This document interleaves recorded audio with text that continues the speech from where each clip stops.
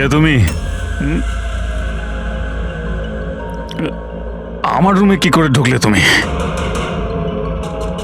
Housekeeping, এখন ম্যানেজারকে phone করে কাজ থেকে বার করে দেবো। সরি রতন স্যার, অ্যাকচুয়ালি আপনার রুমের ফায়ার অ্যালার্ম হঠাৎ করে বেজে উঠলো, তাই আমি দেখতে এলাম সব কিছু ঠিক আছে কিনা।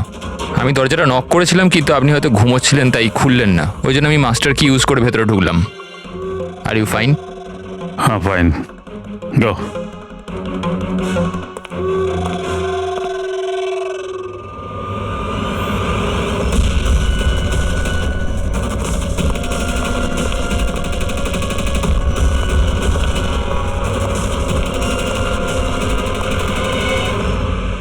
শোয়ার পরে ওই মাথায় যন্ত্রণা কেন হচ্ছে? ডাবল শট কফি নিতে হবে একটা। হ্যাঁ আলিশা, কাজ হয়ে গেছে। Great job. এখন তাড়াতাড়ি ওখান থেকে বেরো, হোটেলের অ্যাকচুয়াল স্টাফ 5 মিনিটে ওখানে চলে আসবে। হ্যাঁ ঠিক আছে, আমি বেরিয়ে যাচ্ছি, bye.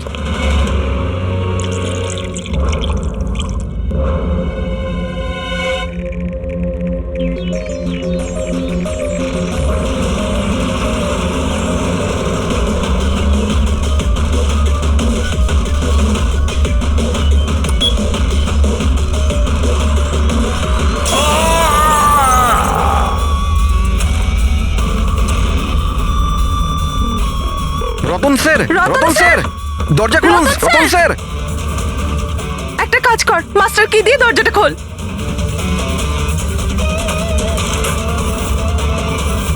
Ratan sir, Ratan sir. Ratan sir.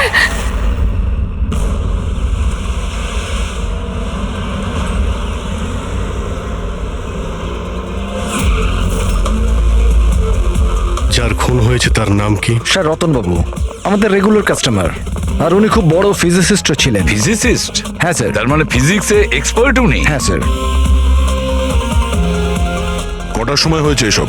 Sir এই মোটামুটি সকাল 6:30টার সময়। দেখি সরে যান, সরে যান। সরে যান বলছি, প্লিজ হ্যাঁ, সরে যান একটু।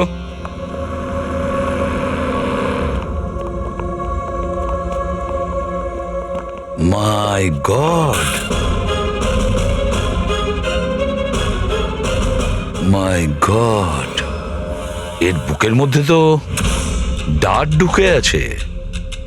যদি ওর মৃত্যু মাইক্রোভেন ব্লাস্ট করে হয় তাহলেই 1, 2, 3, 4, 6 6টা ডাটের শরীরে এলো কি করে? স্যার মাইক্রোওয়েভ ব্লাস্ট হয়নি, এখানে তো বন্দুক রাখা আছে। আগে থেকে ডাট বন্দুকের সঙ্গে ফিক্স করা ছিল। স্যার মনে হচ্ছে এই রতনকে মারার জন্য ভালো প্ল্যান করা হয়েছিল। কি ম্যানেজার, খবর রাখেন আপনার হোটেলে কি হচ্ছে?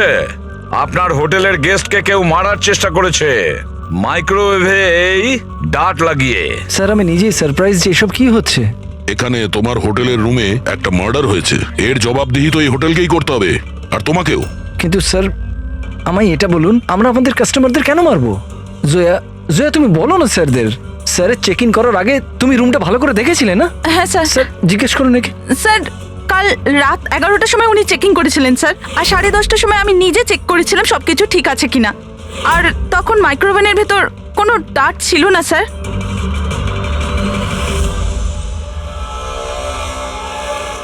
স্যার অর্ধেক খাওয়া পিৎজা স্যার। আরে এটা তো, আচ্ছা আপনাদের এখানে কি বাইরের খাবার অ্যালাউ করা হয়? স্যার অ্যালাউড তো সেভাবে নয়, কিন্তু রতন স্যার তো আমাদের রেগুলার কাস্টমার, তাই কোনো স্টাফ বোধহয় হতে পারে। এই স্টাফটা কে ছিল যখন এই পিৎজা রুমের ভেতরে নিয়ে আসা হয়েছিল? হ্যাঁ, কি হলো? আমাদের প্রশ্ন শুরু হতেই তোমরা চুপ করে গেলে। সিসিটিভি ফুটেজ দেখতে চাই, রাত্রি 10:30 থেকে সকাল 6টা পর্যন্ত যা কিছু ঘটেছে সেটা 7.5 ঘন্টার মধ্যেই হয়েছে।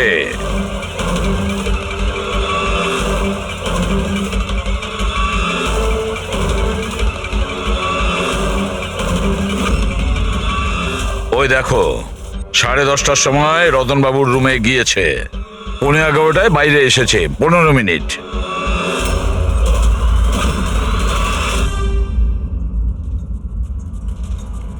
এগারোটা বেজে 11 মিনিটে এই রতন রুমের মধ্যে ঢোকে।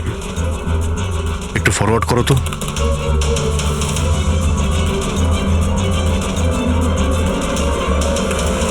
রাত্রি 11:30টার সময় এ এসেছিল রতনের সঙ্গে দেখা করতে।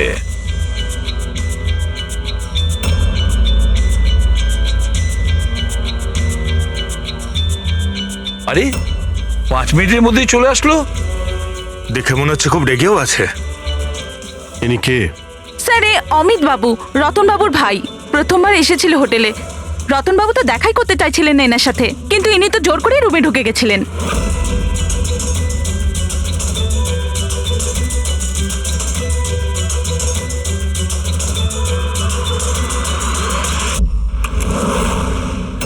আচ্ছা, তার মানে এই পিৎজা এইভাবেই রুমের মধ্যে গিয়েছিল। ফরওয়ার্ড করো তো, ফরওয়ার্ড করো।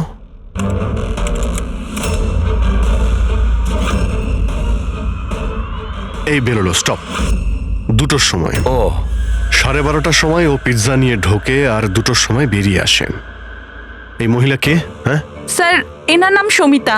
ইনি রতন বাবুর খুব কাছের বন্ধু। প্রায় প্রত্যেক উইকেন্ডেই উনি দেখা করতে আসেন।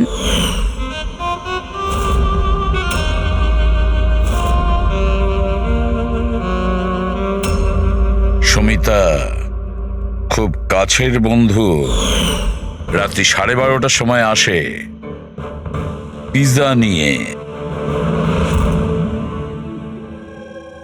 রতনকে শেষ কল কোনো সমিতা নামের মেয়ে করেছিল, আর তার আগে অমিত নামে কেউ। স্যার হ্যাঁ পঙ্কজ, 1 সেকেন্ড। এই পাসপোর্টটা দেখুন স্যার। এতে এই ক্যাম্বলির ভিসা লাগানো আছে। দ্বিতীয় এই বম্বে থেকে ক্যাম্বলি যাওয়ার টিকিট। ফটো তো ওরই, কিন্তু নাম রতন নয়, দিগ্বিজয় কুমার।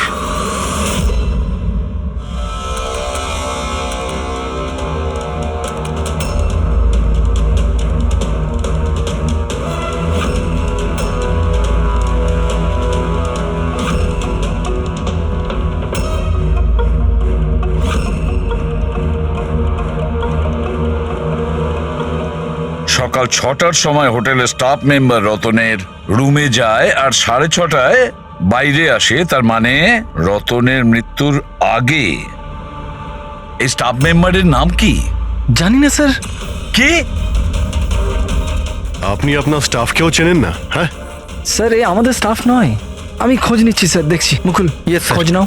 এই লোকটা কে? কোনো নতুন স্টাফ জয়েন করেছে কি? স্যার একটা কথা বুঝতে পারছি না, এই রতন একজন ফিজিসিস্ট ছিল, দেশের স্পেশালাইজ স্পেস প্রোগ্রাম নিয়ে কাজ করছিল, তাহলে জাল পাসপোর্ট কেন বানালো?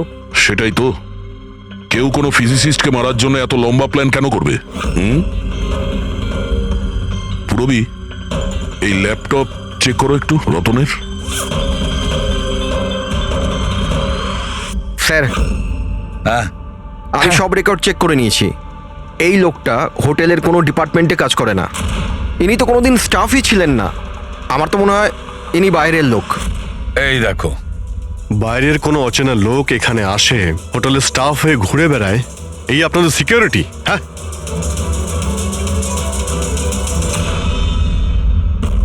হ্যাঁ পুরবি, কিছু পেলে? হ্যাঁ স্যার, ল্যাপটপ হ্যাক করলাম যখন কিছু সিক্রেট ফাইল পেয়েছি। গুপ্ত ইনফরমেশন রয়েছে দেশের সুরক্ষা সংক্রান্ত। মাই গড, এটা কি? কি হলো? স্যার এই গুপ্ত ইনফরমেশন ও কাউকে বিক্রি করতে চাইছিল। এই দেখুন, এই ডিল রিলেটেড মেল পাঠিয়েছে কাউকে। এই দেখুন, সব আছে।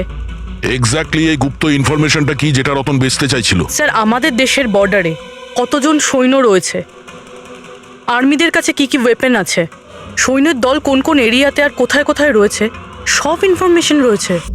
যদি এই ইনফরমেশন কোনো ভুল লোকের হাতে পড়ে যায় তাহলে দেশের সুরক্ষার ক্ষতি হতে পারে। কিন্তু স্যার এই মিলিটারির কনফিডেন্সিয়াল ফাইলও পেল কোথা থেকে? অবভিয়াসলি পঙ্কজ, কোনো সাধারণ লোকের কাছে তো এই ফাইল থাকবে না। এই ক্লাসিফাইড ফাইলস আর এই ডুপ্লিকেট পাসপোর্ট এর দিকেই ইশারা করছে যে এই রতন কোনো ফিজিসিস্ট ছিল না।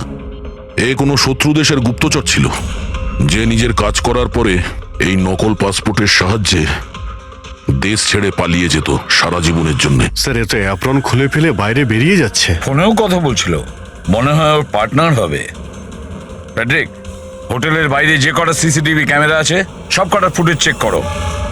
স্যার যতক্ষণ না এই অচেনা স্টাফের ব্যাপারে জানা যাচ্ছে, এই সমিতা আর রতনের ভাই, এদের জিজ্ঞাসাবাদ করা যাক। স্যার হ্যাঁ দা, স্যার এই রতন হয়তো ফিজিসিস্ট ছিল না, কোনো শত্রু দেশের গুপ্তচর ছিল স্যার। গুপ্তচর?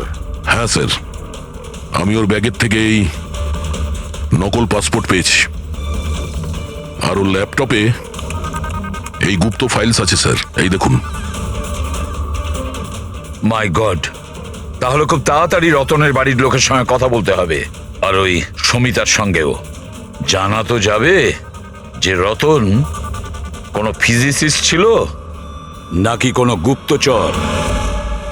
একে তো সবে আমার স্বামী খুন হয়েছে, আর এখন সিআইডির লোকেরা ওর উপর দেশের সাথে বিশ্বাসঘাতকতার অভিযোগ করছে। বৌদি, বৌদি নিজেকে সামলাও, এমনিতেই দাদার মৃত্যুর দুঃখে তোমার শরীর খারাপ। মিস্টার অমিত, আপনাকেও কিছু প্রশ্ন করতে চাই আমরা। আপনারা একসঙ্গে একই বাড়িতে থাকেন, কিন্তু কাল রাতে আপনার দাদার পিছু পিছু হোটেল রুমে কি করতে গিয়েছিলেন? আমি পাঠিয়েছিলাম ওকে ওখানে। তুমি পাঠিয়েছিলে? কি জন্য? কারণ রতন দাদা পুরো প্রপার্টি নিজের নামে করে আমাদের বাড়ি থেকে বের করে দিতে চেয়েছিল। দলিলপত্রেও কিছু গন্ডগোল করেছিলেন উনি, আর নিজের ভাইয়ের ব্যাপারে তো কোনো চিন্তাই ওনার ছিল না। এই যে তুমি কি বলছো দিয়া? বৌদি প্লিজ। এইসব কথাগুলো তো বাড়িতেও হতে পারতো, তোমার হোটেলে যাওয়ার কি দরকার ছিল? স্যার, আমরা ঝগড়াঝাটি করে বাড়ির পরিবেশ খারাপ করতে চাইছিলাম না, আর দাদা এই টপিকটাকে অনেক দিন ধরে অ্যাভয়েড করছিল। এই জন্য আমার মনে হয়েছিল হোটেলে গিয়ে কথা বলেই ঠিক হবে।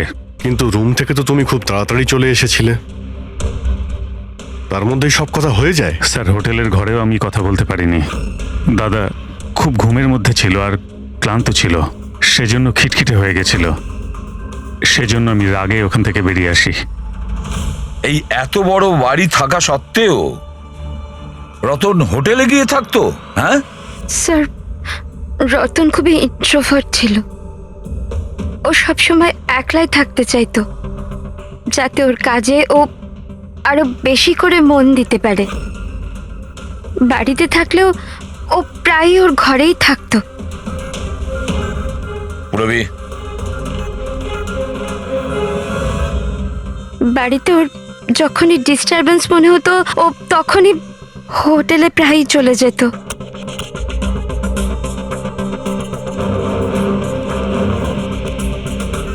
আচ্ছা এই সমিতাকে?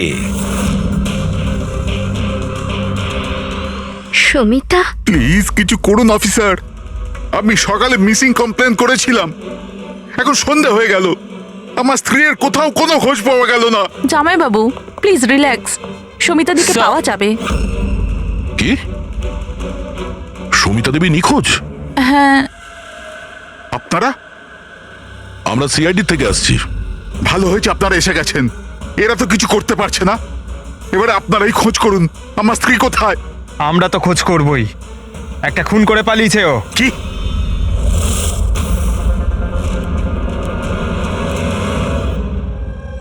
যদিও রতন আইনত আমার স্বামী ছিল,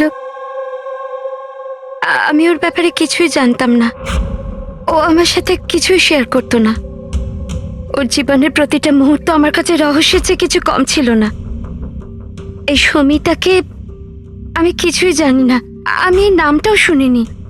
এমনকি ও কোথায় থাকে, কি কাজ করে, আমি কিছুই জানি না। এটা ওই হোটেল করিডোরের ফুটেজ। কাল বাড়ি থেকে কোথায় যাবার জন্য বেরিয়েছিল সুমিতা? বাড়ি থেকে অফিস যাবার জন্যই তো বেরিয়েছিল, অফিস থেকে বেরিয়ে কোথায় গিয়েছিল কিছুই জানি না। আচ্ছা, কালকে ডিনারে কি খেয়েছিল রতন? Plane cheese pizza.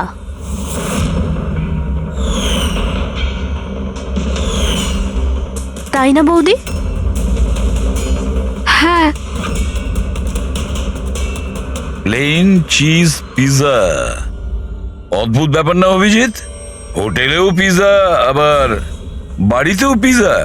দাদা হোটেলেও পিৎজা খেয়েছিল? একদমই ঠিক, সেই পিৎজা যেটা সমিতা নিয়ে এসেছিল। কিডন্যাপাররা ফোন করেছিল? সমিতাকে কিডন্যাপ করা সহজ নয়। আইবি টিমের লোকও ও সমস্তভাবে ট্রেন্ড যে কোনো বিপদ থেকে রক্ষা করবার জন্য। আইবি, আপনি আপনার দিদির রুমটা একটু দেখাবেন প্লিজ।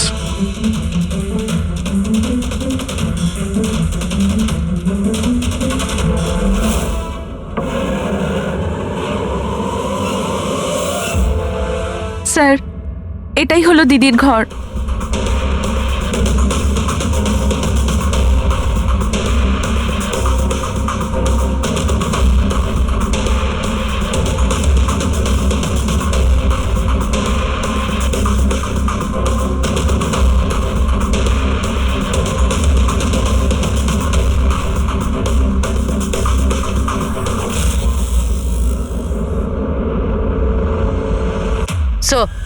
হ্যাঁ স্যার, একবার এদিকে আসবেন।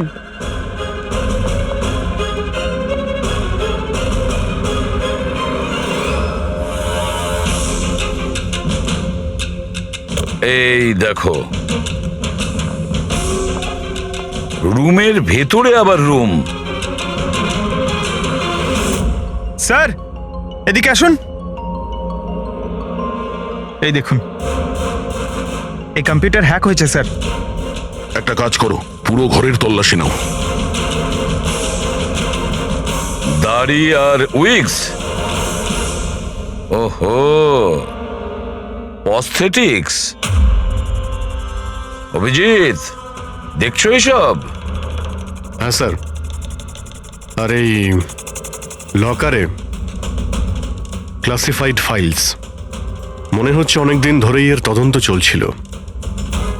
শুধু তাই নয় স্যার, কেউ তো আছে যে ওর ওপর নজর রাখছিল, ওর কম্পিউটারের একটা অ্যাক্টিভিটির ওপর নজর রাখছিল। কম্পিউটারটা হ্যাক করা হয়েছে। কে করেছে খোঁজ নাও।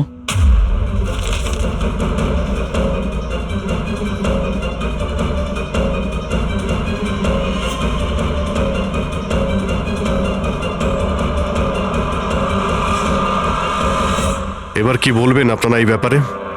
আপনারা রতনের সঙ্গে একই ছাদের নিচেই থাকতেন, আর এই ব্যাপারে আপনারা জানেনই না। স্যার, আমরা কি করে জানবো স্যার? রতনদা তো নিজের ঘরে কাউকে ঢুকতেও দিত না। এমনকি স্যার কাজের লোককেও নয়, পরিষ্কারও স্যার উনি নিজেই করতেন। তাহলে ম্যাডাম, আপনি আপনি কি বলতে চাইছেন? হ্যাঁ, এটা তো বেডরুমের ভেতরের ব্যাপার। স্যার, আমি আপনাকে বললাম না, আমি কিছুই জানি না। আরে, এই এই কবে আর কি করে হ্যাঁ দয়া। স্যার, সমিতা বাড়িতে নেই স্যার, ও নিখোঁজ।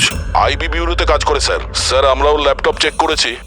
পুরবী রতনের ল্যাপটপে যে ইনফরমেশনগুলো পেয়েছিল স্যার, ওই সমস্ত ইনফরমেশন এখানে সমিতার ল্যাপটপেও আছে। এই ইনফরমেশনটা লিক করে দেশ ছেড়ে পালিয়ে যাওয়ার চিন্তা ছিল। তাহলে দয়া, এই সমিতা আইবিতে চাকরি করত, তার মানে দেশের সমস্ত তথ্য ওর কাছে আগে থেকে ছিল, যেগুলো ও রতনকে দিত, আর রতন সেগুলোকে বিক্রি করত, আর দুজনেই এর থেকে রোজগার করত। হ্যাঁ স্যার, কিন্তু এইবার ও ডবল ক্রস করে দিয়েছে রতনকে। ও ওকে প্রাণে মেরে দিয়েছে আর মেরে এখান থেকে পালিয়ে গেছে। এই সমস্ত ইনফরমেশন জোগাড় করো আর ব্যুরোতে নিয়ে এসো।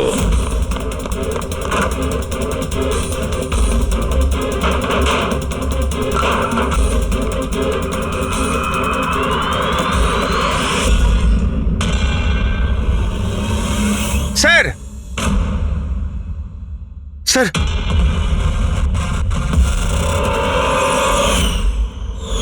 সমিতা? সমিতা! হ্যাঁ দয়া। স্যার, এই বিক্রম আর অঞ্জলি, এদের যে অ্যালাবাইজ আছে ওগুলো আমরা চেক করেছি। যখন খুন হয়েছিল ওই রাতে বিক্রম গ্র্যান্ড রোডে ট্রাফিক জ্যামে ফেসেছিল, আর প্রায় রাত 2টোর সময় বাড়িতে পৌঁছেছে। আর এই অঞ্জলি? স্যার, এই অঞ্জলিও রাত্রির 12টা পর্যন্ত কাজ করেছে, আর প্রায় রাত্রি 1:30টার সময়ও বাড়িতে পৌঁছেছে। দয়া, এসব দেখে মনে হচ্ছে এটা সাধারণ কেস নয়, দেশের সুরক্ষার সঙ্গে জড়িয়ে রয়েছে। স্যার, হ্যাঁ স্যার, এই দেখুন স্যার, ঠিক ব্লাস্টের আগে ওই সকাল 6টা 6:30 নাগাদ এই লাল গাড়িতে একজন মহিলা বেরিয়েছিল। স্যার, হ্যাঁ ওই যে নকল হোটেল স্টাফটা ছিল না, ও তখনই বেরিয়েছে কিন্তু অন্য গেট থেকে। এই দেখুন। ও পুরবি, কটা নাগাদ গাড়ি এসেছিল? 6টা নাগাদ। বেরিয়েছে 6:30, মানে আধ ঘন্টা পরে। আচ্ছা ছবিটা একটু জুম করো তো, দেখি তো একটু। পুরবি, আমাদের ডেটাবেসে কিছু নাম আর ফেস আছে যারা দেশের ক্ষতি করতে পারে। এটা বেইমান আর গুপ্তচরের লিস্ট। এদের ফেসটা স্ক্যান করো আর ওদের সঙ্গে ম্যাচ করে দেখো। আর পঙ্কজ, আরটিও থেকে জানো যে এই গাড়ি কার নামে রেজিস্টার করা আছে। স্যার, হ্যাঁ কেসটা কিন্তু ভীষণ কনফিউজিং। কিছুই মাথায় ঢুকছে না যে আসল ব্যাপারটা কি। ফেডরিক, একটা কথা পরিষ্কার যে দেশের সুরক্ষার সঙ্গে যুক্ত, অর্থাৎ যে এই রতন আর সমিতাকে মেরেছে না, সে কোনো সাধারণ ক্রিমিনাল বা অপরাধী নয়। বিষয়টা অন্যরকম। ওহো, হ্যাঁ দয়া, কি হচ্ছে? কিছু পেয়েছো? হ্যাঁ স্যার, পেয়েছি। এই মেয়েটা ছেলেটা ওই লিস্টে নেই স্যার যারা দেশের শত্রু, বরঞ্চ সেই লিস্টে আছে যারা দেশের সঙ্গে বেইমানি করে তাদেরকে ধরে মেরে দেয় স্যার। এরা দুজনেই আইবি অফিসার্স, আলিশা আর ঈশান। এসিপি প্রতিমান, আমি আপনার খুব সম্মান করি, তাই আমি কিছু বলছি না। যদি এই অভিযোগটাই অন্য কোনো অফিসার করতো তাহলে সে এতক্ষণে খুব পস্তাতো। শেখরবাবু, আপনি আইবির হেড, সেই জন্য আপনার এই হুমকি দেওয়া কথা সহ্য হতো না। এসিপি স্যার, আমি হুমকি দিচ্ছি না, আপনার অভিযোগের উত্তরগুলো দিচ্ছি। আপনি খুব সহজেই আমাদের ওপর রতন আর সমিতার খুনের অভিযোগ লাগালেন। আপনার কি মনে হয় যে ওরা দেশের শত্রু ছিল তাই আমরা ওদেরকে মেরে দিয়েছি? আমি অভিযোগ করছি না, আমি সরাসরি প্রশ্ন করছি। এই যা কিছু ঘটেছে সেটাই কি সত্যি? দেখুন স্যার, আমরা জানি যে আপনারা জানেন যে এরা দুজন দেশের সুরক্ষার সঙ্গে সম্পর্কিত কোনো ইনফরমেশন শত্রুদের বেচতে যাচ্ছিল। আর এটাও আমরা জানি শেখর বাবু যে যে মুহূর্তে রতনকে খুন করা হয় সেই সময় ঈশান আর আলিশা দুজনেই উপস্থিত ছিল। রতন খুন হওয়ার একটু আগেই ঈশান রতনের রুমে গিয়েছে। সমিতা রতনের রুমে পিৎজা নিয়ে গিয়েছিল, এমন একটা পিৎজা যার মধ্যে অজ্ঞান করার ওষুধ ছিল। হ্যাঁ, তাহলে হতে পারে আপনারা ওকে এমন কিছু বলেছেন যে আমাদের জন্য কাজ করে দাও আর রতনকে মেরে দাও, তাহলে আপনারা ওকে ছেড়ে দেবেন, তাই তো? সেটা নয় আলাদা প্রশ্ন, কারণ তার আগে সমিতাকে মারা হয়েছে তার নিজেরই ঘরে। হ্যাঁ, এটা ঠিক যে আমরা রতন আর সমিতার অবৈধ কাজের ব্যাপারে জানতে পেরে গেছিলাম, আর আমরা সেই জন্য শুধুই ওদের ওপর নজর রাখছিলাম। তবে এমন কোনো গল্প শোনাবেন শেখর বাবু যেটাকে বিশ্বাস করা যায়? স্যার, আপনি শেখর স্যারের সাথে এরকম ভাবে কথা বলতে পারেন না। আর তুমিও এসিপি স্যারের সঙ্গে এইভাবে কথা বলতে পারো না। Relax boys. আলিশা, তুমি বলো, তোমরা দুজন ওই দিন হোটেলে কেন গেছিলে? স্যার, রতনের ল্যাপটপ থেকে সেসব ফাইলসের কপি বানাতে যেগুলো সেদিন শত্রু দেশকে ইমেল করা হয়েছিল, যাতে আমরা এটা জানতে পারি যে আমাদের কোন কোন গুপ্ত ইনফরমেশন ওদের কাছে পৌঁছে গেছে। তাহলে এবার আপনাদের শান্তি হয়েছে তো? আমাদের উদ্দেশ্য শুধুই নজর রাখা ছিল, মারার ছিল না। হ্যাঁ, যদি দরকার পড়ে আর আমাদের কাছে অর্ডার থাকে তাহলে এইরকম দেশের শত্রুদের মারার জন্য আপনাদের মতো লোকের পারমিশনের দরকার নেই। স্যার, আপাতত তো টেনশনের খবর এটাই যে যারাই ওকে মেরে থাকুক না কেন, ওরা দেশের সিক্রেট ইনফরমেশন পেয়ে গেছে, আর ওরা এই ইনফরমেশন যাকে খুশি দিতে পারে, শত্রুদের, মাওবাদীদের অথবা অন্য কাউকে। তবে হ্যাঁ, যদি আমরা ওই মানুষটাকে পেয়ে যাই যে ওদের দুজনকে মেরেছে, যার কাছে দেশের ইনফরমেশনগুলো আছে, তাকে মারবার আগে আমরা এক মুহূর্তও ভাববো না। আর এটা আমরা পুরো বিশ্বাস করি যে আইবি পৌঁছানোর আগে সিআইডি ওখানে পৌঁছে যাবে। এসিপি প্রদ্যুমান, আপনার অফিসারকে এটা বোঝান যে এই সময়টা একে অপরকে চ্যালেঞ্জ করার নয়, বরঞ্চ একসাথে মিলে কাজ করার। শেখরবাবু, দেশের জন্য আপনারা যতটা চিন্তা করেন ততটা চিন্তা সিআইডিরাও করে থাকে। তবে একটা কথা মনে রাখবেন, যতক্ষণ না এই কেসটা সলভ হচ্ছে ততক্ষণ আপনারা ওই বেইমানের কাছে পৌঁছতে পারবেন না। সুমিতা ওই বিশেষ ইনফরমেশনটা লিক করে রতনকে দিয়েছিল, আর রতন ওই ইনফরমেশনটা কাউকে বিক্রি করতে যাচ্ছিল। কিন্তু তার আগেই রতন তার বেইমানির কাজটা শেষ করে ফেলুক, কেউ সমিতাকে রতনকে খুন করার প্ল্যানে অংশীদার করে নেয়। আর ওটা যদি ঈশান না হয় তাহলে যেই হোক স্যার ওকে খুব তাড়াতাড়ি খুঁজে বার করতে হবে। আর ওই সমিতাকেও মেরেছে। হ্যাঁ বলো সালুকে। কি কি সালুকে, আবার কি নতুন শুরু করলে? কেন? যখন আমরা নিজেদের চোখে ওই সিসিটিভি ফুটেজে দেখলাম রাত্রি 12:30টার সময় সমিতা ওই হোটেলে ছিল, আর তুমি বলছো যে ওটা সমিতা ছিল না, তাহলে ওটা কে ছিল?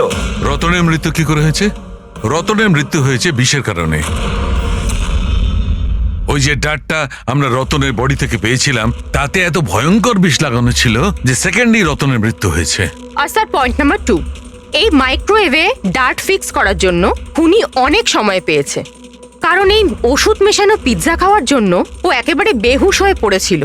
বস, যে নেশার ওষুধটা পিৎজা পাওয়া গেছিল সেই নেশার ওষুধটা আমরা রতনের পেটে পেয়েছি। হ্যাঁ, পুরো ইনগ্রেডিয়েন্টসটা আমরা ভালো করে চেক করতে পারিনি, কিন্তু ঠিক আছে সালুকে, আমি সবকিছু মেনে নিলাম। আগে এটা বলো, এই সব কিছুর পেছনে সমিতার ওখানে হোটেলে থাকা না থাকার কি কানেকশন আছে? সেটাই বলছি বস। ও ডায়াবেটিসের পেশেন্ট ছিল, সুগারের পেশেন্ট। ওই মহিলার মৃত্যু হয়েছে কোনো ভেজাল দেওয়া ইনসুলিনের কারণে। আর সব থেকে ইম্পর্টেন্ট ব্যাপার, ওই মেয়েটির মৃত্যুর সময় রাত 10টা থেকে 12টার মধ্যে। কি? এক্স্যাক্টলি। তাই 12টার মধ্যে যদি ও মারা গিয়ে থাকে, 12:30টার সময় ওকে হোটেলে কি করে দেখতে পাওয়া গেল? স্যার, যদি সুমিতা রতনকে না মারে আর অমিত, ঈশান আর আলিশাও যদি না মারে, তাহলে রতনকে মারলো কে? আর ওই ফুটেজে যে মেয়েটাকে আমরা দেখেছিলাম, ও যদি সুমিতা না হয় তাহলে আর কে ছিল? সমিতা। এসিপি স্যার, আপনি বোধহয় এটা জানেন না যে আমি কত বড় টেনশনে আছি। যদি ওই খুনি ধরা না পড়ে যে রতন আর সমিতাকে মেরেছে, তাহলে দেশ কত বড় বিপদে পড়তে পারে সেটা আপনি বুঝতে পারছেন না। আমি খুব ভালো রকম জানি শেখর বাবু, খুব ভালো রকম জানি, কিন্তু একটা কথা মনে রাখবেন, দেশের কোনো ক্ষতি আমি হতে দেব না। তার আগেই আমরা খুনিকে ধরে ফেলবো। স্যার, ওই খুনির আইডেন্টিটি আমরা সেখান থেকে পেতে পারি যেখান থেকে ওরা একে অপরকে মেল করেছিল। হ্যাঁ পঙ্কজ, আমার তো এটাও মনে হচ্ছে যে নিশ্চয়ই কোনো আশেপাশের লোক হবে যে সমিতা আর রতন এদের দুজনের ছোট ছোট অভ্যাসগুলোর ব্যাপারেও পুরো জানতো। হ্যাঁ স্যার, যেমন ধরুন সকালে উঠেই রতন মাইক্রোওয়েভে কফি বানাতো। আর সমিতাকে ইনসুলেন্সের ইঞ্জেকশন পৌঁছে দেওয়া, সেটা তো কাছেরই কেউ করতে পারে। আর খুনি এটাও জানতো যে এই অঞ্জলি আর বিক্রম রাত 1টার আগে বাড়িতে ফিরবে না। তাহলে খুনি কে হতে পারে স্যার?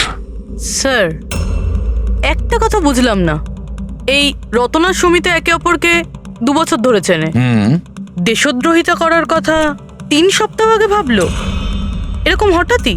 হ্যাঁ স্যার, ব্যাপারটা কিরকম অদ্ভুত স্যার। এই 3 সপ্তাহ আগে এদের তো কোনো রেকর্ডও ছিল না গুপ্ত খবর পাচার করার জন্য। এসবের সাথে তৃতীয় বেইমানের কি সম্পর্ক? We are running out of time. হ্যাঁ স্যার, আমরা সমস্ত প্রমাণের তালা খুলে ফেলেছি, কিন্তু আমরা সেই দরজাটা খুঁজে পাইনি যেটা আমাদের তৃতীয় গুপ্তচরের কাছে নিয়ে যাবে। আছে, তৃতীয় দরজা আছে, আর এই তৃতীয় রাস্তাই আমাদের গুপ্তচর পর্যন্ত পৌঁছে দেবে। সেটা কি? ওই দরজার নাম পিজা। পিজা। ওই মহিলা যে কালো চশমা পড়েছিল, মাথায় কোকড়ানো চুল, পিজা নিয়ে গিয়েছিল সমিতা সেজে, সেদিন ও পিজা নিয়ে এসেছিল বাইরে থেকে হোটেলের ভেতরে। আর ওটাও এই জন্যই করেছে যে ওর ওই পিৎজার মধ্যে ঘুমের ওষুধ মেশানো দরকার ছিল। যদি হোটেলে অর্ডার করতো তাহলে ও সুযোগও পেত না এবং সময়ও পেত না ওই ওষুধটাকে পিৎজার মধ্যে মেলানোর জন্য। আর হোটেলের লোকেরাও কিছু বলেনি, কারণ ওরা ওকে চেনে। দয়া, ওই হোটেল রয়্যালের আশেপাশে ওই পিজালো ব্র্যান্ডের যে কটা দোকান আছে সেখানে খোঁজ নাও, সব কিছু পরিষ্কার হয়ে যাবে।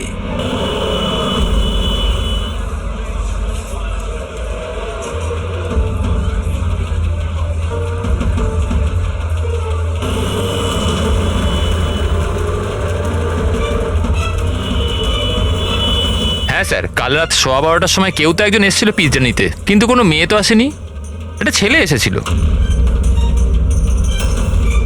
এদের দুজনের মধ্যে কেউ ছিল? হ্যাঁ স্যার, এই ছেলেটা।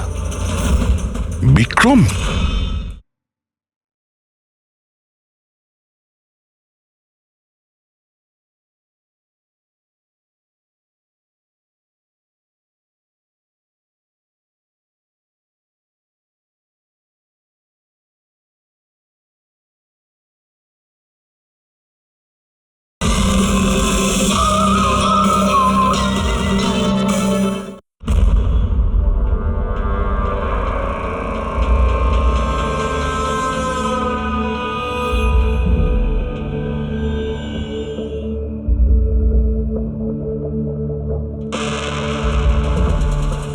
ব্যাপারটা কি? সারিকা, প্লিজ এদিকে এসো। ইয়েস। সারিকা, এই দুটো স্লাইডসেই পিৎজা স্যাম্পল আছে। এটাতে ওইটা আছে যেটা ওর পেট থেকে পেয়েছি। এটা হচ্ছে পিৎজা সেই টুকরোটা যেটা অ্যাকচুয়াল টেবিলে রাখা ছিল। একটু দেখো দুটো। স্যার, এটাই তো অবভিয়াস যে এই পিজাটা খেয়েই রতন বেহুশ হয়ে পড়েছিল। এতে দেখার কি আছে? Do you think I am fool? না না, আমি সেটা না বলতে। নাকি কোনো কারণ আছে তাই তো তোমাকে দেখাচ্ছি। প্লিজ দেখো না। Of course sir. Just sit. হ্যাঁ হ্যাঁ স্যার, দেখছি। অন্যটা দেখো।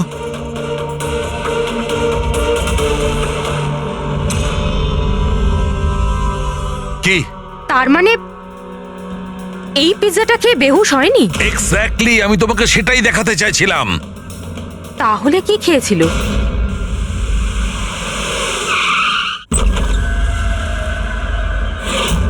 বিক্রম? বিক্রম? বিক্রম? এর কি হলো? এই বিক্রম, ফ্রেডি, তাড়াতাড়ি অ্যাম্বুলেন্সে ফোন করো। এ কোন জিনিসের দিকে ইশারা করছে? ফোনে? হ্যাঁ, কি আছে এই ফোনে? 5 মিনিটে অ্যাম্বুলেন্স আসছে। Good good good. সরিতা আর রতন একসাথে? স্যার, ফটো দেখে তো মনে হচ্ছে ওরা একে অপরকে খুব ভালোবাসে। 1 মাস আগের ফটো।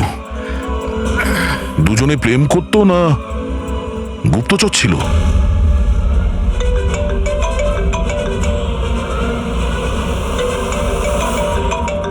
হ্যাঁ ডক্টর সালুকে। আরে ভাই, এই কেসটা তো একটা নতুন মোড় নিয়ে নিয়েছে। আবার কি হলো?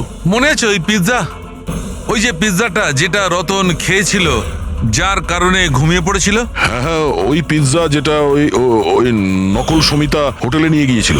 আরে ভাই, এইটাই তো খটকা। আসলে রতন ওই পিৎজাটার কারণে অজ্ঞান হয়নি। রতন অজ্ঞান হয়েছে অন্য কোনো জিনিস খাওয়ার ফলে। ও হয়তো হোটেলে আসার আগেই সেটা খেয়েছিল। হোটেলে আসার আগে? অভিজিৎ বলেছিল যে হোটেলে আসার আগে রতন পিৎজাই খেয়েছিল। আচ্ছা, কালকে ডিনারে কি খেয়েছিল রতন? প্লেন চিজ পিজা, তাই না বৌদি? হ্যাঁ।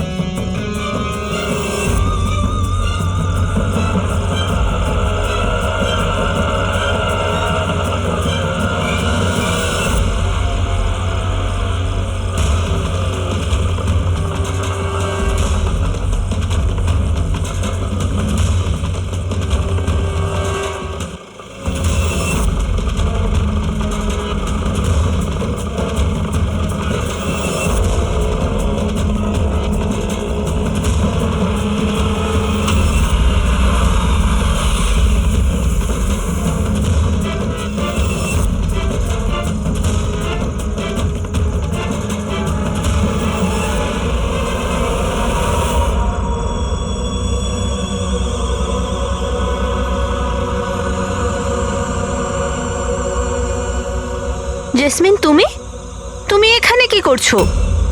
এনারা আমাকে কিছু ইনফরমেশন নিয়ে আসতে বলেন। আমি কিছু জানতামই না ওই ইনফরমেশনের ব্যাপারে। এনারা আমাকে বলেন যদি আমি না আসি তো এনারা আমাকে মেরে দেবেন। এই জন্য আমি এখানে এলাম। তোমরা কারা? আমাদের তিনজনকে এখানে এভাবে ঠকিয়ে আনার মানে? দেশকে যাতে কেউ ঠকাতে না পারে সেই জন্য আমাদের কখনো কখনো আসামিদের ঠকাতে হয়।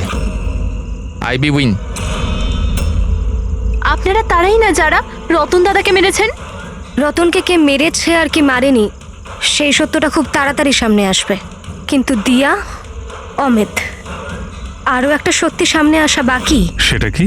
সেটা হলো যে তোমাদের দুজনের এটা জানা উচিত যে তোমরা একটা দেশদ্রোহীর সাথে থাকছো, তাই না জাসমিন?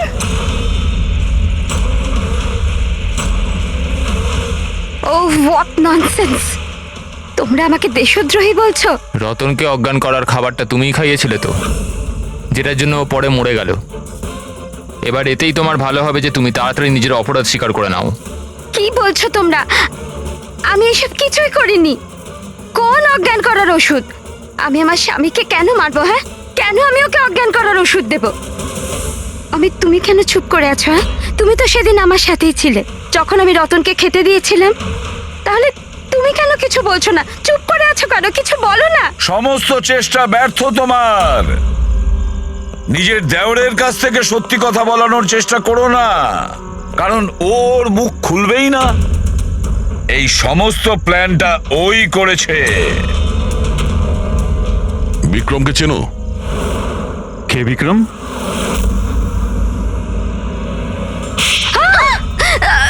অমিত, আপনারা এদিকে আসুন। সেই বিক্রম যাকে সমিতার রতনের এক্সট্রা ম্যারিটাল অ্যাফেয়ার সম্পর্কে তুমি জানিয়েছিলে আর কিছু ফটোও পাঠিয়েছিলে হ্যালো মেসেঞ্জারে। এই দেখো, ডিসপ্লে পিকচারে তোমার মুখ আছে। কিছু মনে এলো? এটা কি? এই সমিতার রতনের ফটোগ্রাফস বিক্রমকে হ্যালো মেসেঞ্জারে জেসমিন পাঠায়নি, অন্য কেউ পাঠিয়েছে। অমিত? দেশের ক্ষতি করার আমার কোনো উদ্দেশ্য ছিল না স্যার। এই যে বিশ্বাসঘাতক গুপ্তচর যে অ্যাঙ্গেলটা, এই সব কিছু আমার গেম প্ল্যান ছিল, যাতে আমি আইনকে ভুল বোঝাতে পারি। পুরো ব্যাপারটা ডিটেলে বলো। এইসব তুমি কেন করতে গেলে? স্যার, এই সবকিছু একটা গেম প্ল্যান ছিল, যাতে রতনের মৃত্যুর অভিযোগ আমার ওপর না আসে আর সমিতার মৃত্যুর অভিযোগ বিক্রমের ওপর না যায়। সেজন্য আমি এই বিশ্বাসঘাতক গুপ্তচরের গল্প পেতেছিলাম। কিন্তু রতনকে মারতে কেন চাইছিলে তুমি? হ্যাঁ, ও আমাকে আর দিয়াকে এই বাড়ি থেকে বাইরে বার করে দিতে চাইছিল। যদি এটা ও করে দিত আমি তাহলে কিচ্ছু করতে পারতাম না। কিন্তু আমার ভাগ্য ভালো ছিল যে সেই সময় আমি রতন আর সমিতার লাভ অ্যাফেয়ারের ব্যাপারে সবকিছু জানতে পারি। আর তখনই আমি এই সমস্ত প্ল্যানটা বানাই। আমি সমিতার হাজবেন্ড বিক্রমকে তার বউয়ের বিশ্বাসঘাতকতার প্রমাণ দিই। রাগ তো এত হচ্ছে আমার যে মনে হচ্ছে ওকে ডিভোর্স দিয়ে দিই। কিন্তু কি করি, তাতে তো আমারই লোকসান। যদিও আমাকে ছেড়ে দেয় তো আমি নিজেই পথে বসে যাব। তাহলে ডিভোর্স দিও না, তার থেকেও বড় কিছু ভাবো। মেরে ফেলবো ওকে। তারপর আমি আর বিক্রম রতন আর সমিতার কম্পিউটারে ওদের নামে ইমেল অ্যাকাউন্ট বানাই। রতনের নামের ইমেল আমি পাঠাতাম আর সমিতার নামের বিক্রম। ওই রাতে হোটেলে বিক্রমই সমিতা সেজে গিয়েছিল। যখন ও ঘরের ভেতর ঢুকেছিল তো ও দেখলো যে রতন গভীর ঘুমের মধ্যে আছে। ব্যাস, তারপর ও মাইক্রোওভেনে ডার্ট ফিট করলো, একটু পিৎজা খেলো, নেশার ওষুধ মেশালো আর তারপর ঘর থেকে চলে গেল। আর সমিতাকে ওই বিষাক্ত ইনসুলেশন তুমিই দিয়েছিলে তো? হ্যাঁ, হোটেল যাওয়ার আগে আমি সমিতার বাড়ি গিয়েছিলাম। হ্যাঁ বলুন, আপনি কে? তোমাকে মুক্তি দিতে এসেছি। মানে? দুজন লোককে ভালোবাসা তো ভালো কাজ নয় সমিতা দেবী। হোটেলের রুমে রতনের সঙ্গে কেন দেখা করতে গিয়েছিলে? কারণ তুমি তো অনেক আগে থেকে এসব প্ল্যান করে রেখেছিলে। ও আমাকে বাড়ি থেকে বার করে দিতে চেয়েছিল ঠিকই, কিন্তু ছিল তো আমারই দাদা। শেষ সাক্ষাৎ তো দরকার ছিলই। আর এই সব কিছুই আমাকে আমার প্ল্যানে সাহায্য করেছে। আমি বিক্রমকে আগে থেকে ইনফর্ম করে দিই যে রতন ঘুমের ঘরে আছে আর কিছুক্ষণের মধ্যে শুয়ে পড়বে। আর তুমি ভাবলে যে সিসিটিভি ফুটেজও অনেক লোক দেখবে, আর তার মধ্যে যদি তোমাকে দেখা যায় কেউ সন্দেহ করবে না। সেজন্যই তো আমি এসব বিশ্বাসঘাতক গুপ্তচরের খেলা খেলেছিলাম, যাতে আপনারা সব এর মধ্যেই মাথা ঘামাতে থাকেন। কিন্তু যখন এই আইবিরা এর সঙ্গে যুক্ত হয়ে গেল, বিক্রম ভয় পেয়ে গেল, আর এই জন্য তুমি ওকে প্যারালাইজ করে দিয়েছে। আর কোনো উপায় ছিল না আমার কাছে। এটা তুমি কি করলে? আমি টাকার জন্য নিজের ভাইকে তুমি মেরে দিলে। অমিত, সম্পত্তি আর টাকার লোভে তুমি তোমার আপন ভাইকে খুন করে দিয়েছো। আর তাছাড়াও আইনের সাথে আর দেশের সুরক্ষাকেও বুড়ো আঙ্গুল দেখালে তুমি। খুব ঘৃণ্য অপরাধ করেছো তুমি। আইন তোমাকে কঠোরতম শাস্তি দেবে।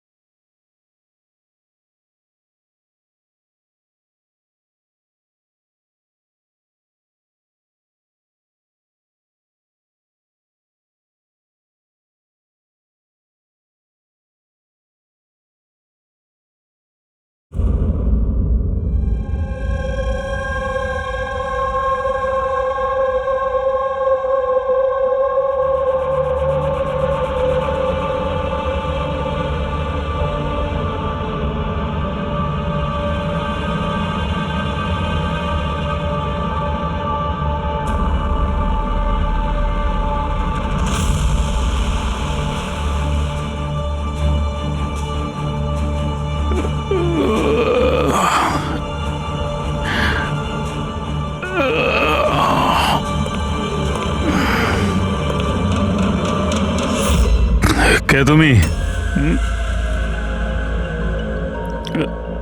আমার রুমে কি করে ঢুকলে তুমি?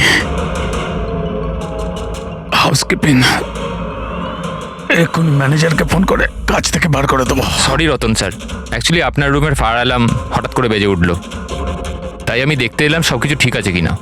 আমি দরজাটা নক করেছিলাম কিন্তু আপনি হয়তো ঘুমোচ্ছিলেন, তাই খুললেন না। ওই জন্য আমি মাস্টার কি ইউজ করে ভেতরে ঢুকলাম। Are you fine? হ্যাঁ, ফাইন। গো।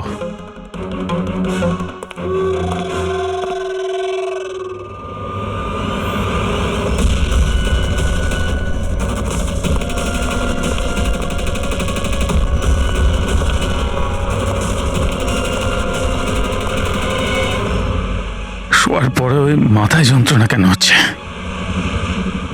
ডাবল শট কফি নিতে হবে একটা। হ্যাঁ আলিশা, কাজ হয়ে গেছে। Great job. এখন তাড়াতাড়ি ওখান থেকে বেরো। হোটেলের অ্যাকচুয়াল স্টাফ 5 মিনিটে ওখানে চলে আসবে। হ্যাঁ ঠিক আছে, আমি বেরিয়ে যাচ্ছি। বাই।